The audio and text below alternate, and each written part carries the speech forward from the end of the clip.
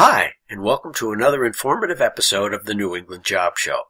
Today we'll be joining Bob McIntosh as he conducts one of his LinkedIn workshops at the Lowell, Massachusetts Career Center. In this episode, Bob talks about the recommendations, applications, skills, and additional information sections of a LinkedIn profile. Bob? Recommendations. Oh, recommendations no longer count as on your way to 100% completion. But a lot of people value recommendations. They value receiving them because it shows employers and networks immediately what you're capable of, okay, what your strengths, your skills, accomplishments have been. They don't have to wait until the interview to see them. They can see them right on your profile. Make sure, though, that the recommendations that are written for you are grammatically correct and just good writing. Okay? Because if you present a recommendation on your profile that is full of spelling errors or typos, then that's a reflection on you. Okay? You don't have to show every recommendation that was written for you. You can send a recommendation back to the sender and ask him or her to clean it up a little bit if you like. Okay. Now, writing recommendations for other people is very important as well. This, again, contributes to your branding. This shows you as the authority. This also shows people what types of skills and values you hold to a person. You know, what type of worker do you value? So I just leave you with this recommendation that was written and I found on LinkedIn. I thought it was a very good recommendation. I think this might be a bit long, and if you're going to write something this long, you might want to break it up into a paragraph or two paragraphs. Yeah.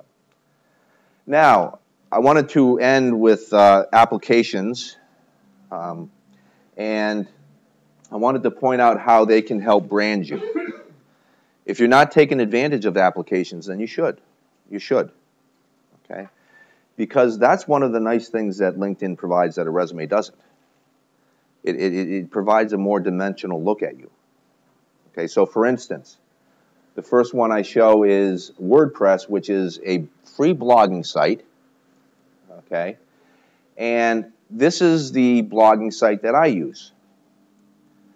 And when I blog, I try to do it at least twice a week. Okay, so this is one of mine. You like the title? The next one would be Box. And this is an example of a colleague of mine, a professional resume writer, who displays his examples of his resumes from his customers in his Box application. So if we were to click on any of those PDFs, then we could see what type of work he does for his customers. And he does great work for them. Okay? So maybe you want to post a couple of your resumes. Well, maybe that's why he posted in PDF format, so no one could alter it, so no one could take it from him.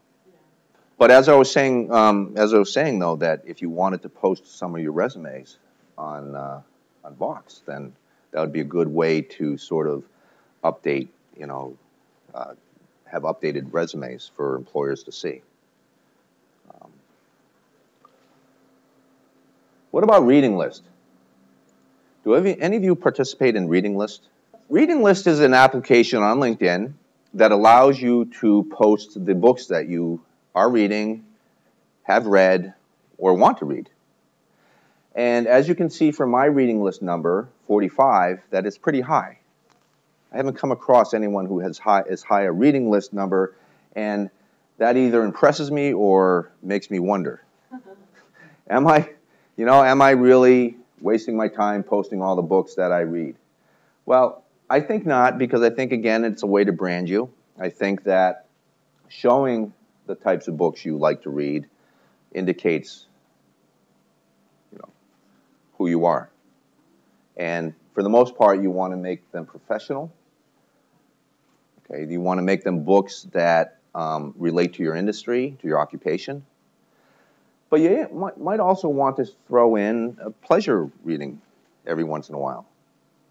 Like one of the books I have listed is Friday Night Lights, which was written, decades ago. But have any of you read it? No? Oh. I love the TV show. And then polls. I've been showing you a bunch of polls all night. This is something you could do. You can conduct your own poll. Here's one that I found of interest. What are the 5 hidden reasons people leave their job? Number 1, feeling devalued and unrecognized. Right? Where does money come into play? Not enough feedback or money, only 12%. So we have feeling devalued and unrecognized at 47%, followed by nowhere to grow at 18%, and then loss of trust in boss, 17%, and then finally, the money. So for a lot of them, it wasn't about the money. It was about that feel-good they lacked at work. Do you have to have the polls? No. These are all things that you can add to your profile. These are all things that people will notice on your profile. Yes. The question is WordPress the only blog site that is supported by LinkedIn? I believe so, but I can't answer for sure. But that's a good question. What if you blog on Blogger? Okay. Or what if you're not on LinkedIn and you want to read someone's, blog entries on WordPress? Well, it has its own URL. You can even modify your blog site URL. Why don't we go to SlideShare? Okay. And here's just a screenshot of someone's PowerPoint presentation. If you have a PowerPoint presentation or presentation on any other type of media that you're proud of, that you think will really benefit your job search, then use SlideShare. This one happens to be an IT executive's overview of the Sarbanes-Oxley Act of 2002. The gentleman was hoping that an employer or networker would see this and be impressed by his work and therefore contact him. And it could have happened. Then there's events. Okay? What type of events are you attending? Or what type of events are you holding?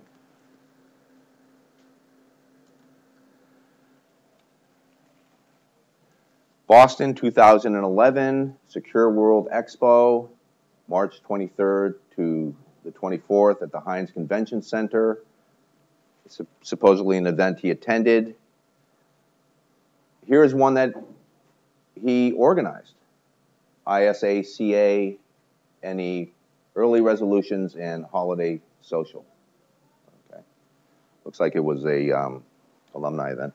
Then we have the skills feature. Now, this is something that LinkedIn instituted as a way to reach 100% completion. You have to have at least 3 skills listed in skills feature.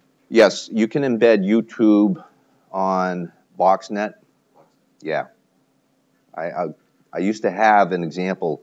I have a contact who had a YouTube video embedded in BoxNet, and it was great. Okay, so the skills feature. This is what you do. You write some skills that apply to you. Okay? Some of which are recognized by LinkedIn, maybe others aren't.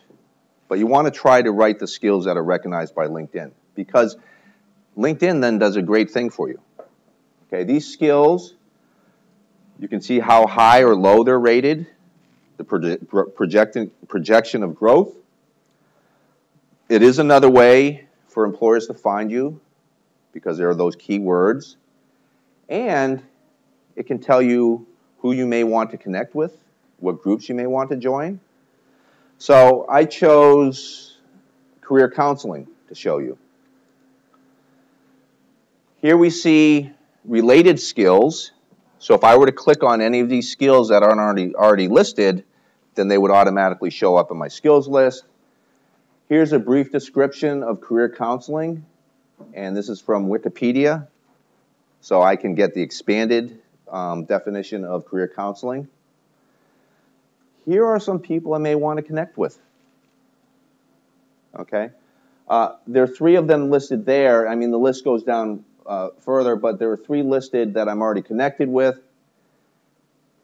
the top right-hand corner, we have relative growth.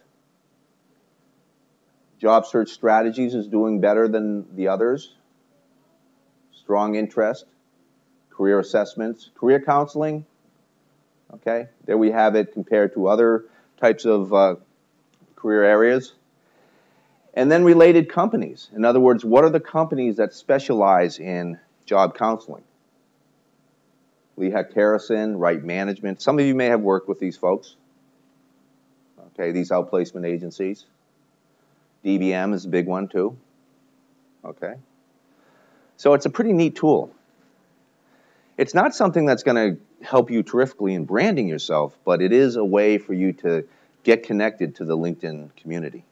Like I said, a way to find people to connect with. And that's what you're striving for, really, is to find the right people to connect with.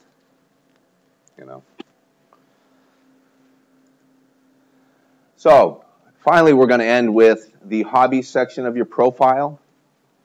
We normally wouldn't have a hobby section on our resume. At least most people don't, unless it really, really benefits them, unless it's really related to the work that they're seeking.